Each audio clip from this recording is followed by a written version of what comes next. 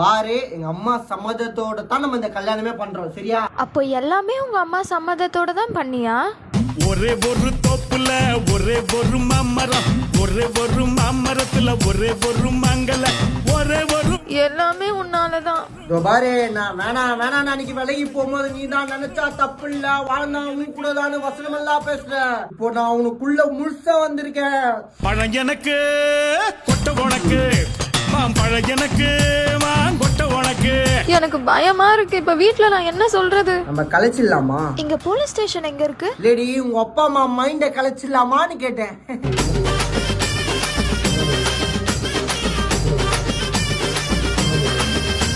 பெரியமா உன் பையன் கல்யாணம் ஆயிட்டதுக்கு அப்புறம் செம்மடி அடிக்கிறானவே உங்களை.